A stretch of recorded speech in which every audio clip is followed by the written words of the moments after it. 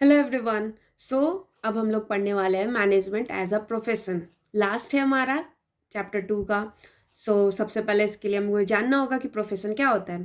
तो प्रोफेशन एक economic activity है जो कि एक पर्सन के द्वारा परफॉर्म किया जाता है, जिसके अंदर कुछ स्पेशल नॉलेज हो, स्किल हो, जो कि वो यूज करके सोसाइटी को प्रोवाइड कराता है, सर्व करता है। Like doctor, lawyer, engineer etcetera.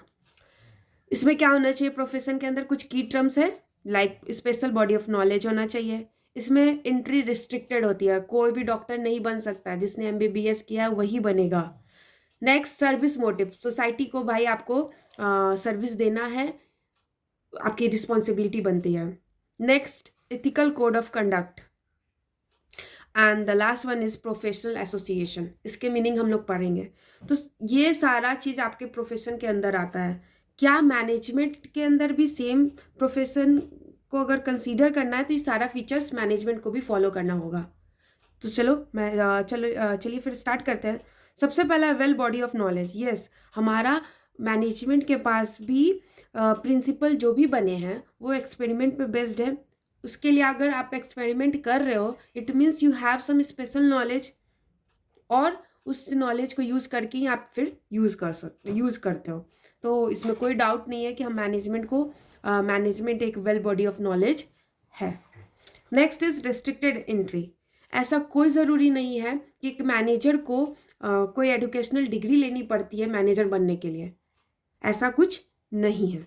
Next is service motive. Yes, आप अगर किसी भी ऑर्गेनाइजेशन में कहीं भी ऑर्गेनाइजेशन वर्क कर रहा है तो आपकी रिस्पॉन्सिबिलिटी बनती है कि आप सोसाइटी को हार्म ना करो, प्रॉपर सेफ्टी प्रोवाइड कराओ, एम्प्लॉयमेंट जनरेट करो, फ्री रिजनेबल कॉस्ट प्रोडक्ट दो।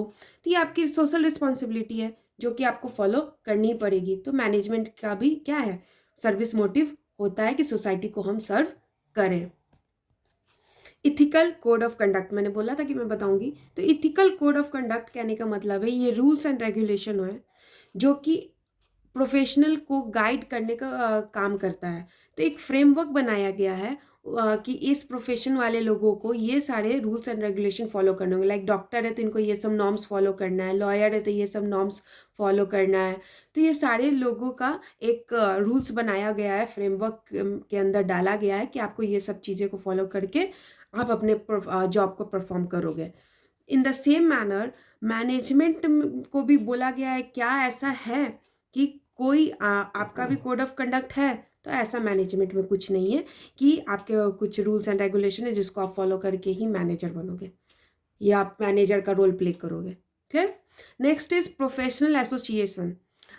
IMA, all India management association, ये स्टैब्लिश तो हुआ है, बना है, लेकिन क्या है ना कि ऐसा कोई ज़रूरी नहीं है कि आपको इसका मेंबर बनोगे तभी आप मैनेजर बनोगे। जैसा कि एक लॉयर को बार काउंसिल ऑफ इंडिया में मेंबर बनना ज़रूरी है। जब तक वो बार काउंसिल ऑफ इंडिया में मेंबर नहीं बनेगा तब तक वो लॉयर नहीं बन सकता। In the same manner medical council of India के अंतर्गत उसको किसी भी डॉक्टर को मेंबर बनना पड़ेगा और तब वो जाकर के प्रैक्टिकली परफॉर्म करेगा।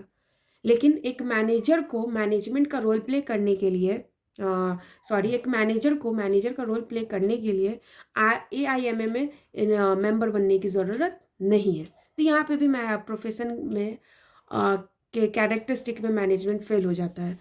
इसलिए हम कह सकते हैं कि मैनेजमेंट कुछ तो फीचर परफॉर्म कर रहा था, like body of knowledge, like आपका लाइक सर्विस मोटिव। तो ये दो तो था कि वेल बॉडी ऑफ नॉलेज होता है हमारा मैनेजमेंट का, सर्विस मोटिव भी होता है।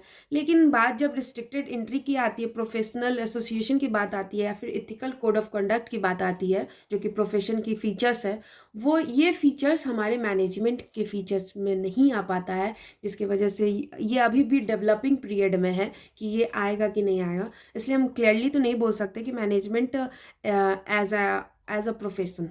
क्लियर? तो क्योंकि कुछ फीचर्स फॉलो करते हैं और कुछ अभी भी डेवलपिंग पीरियड में है। होप कि आपको समझ में आया हो कि management as a profession, and the chapter is to be. मिलते हैं नेक्स्ट चैप्टर में। Thank you.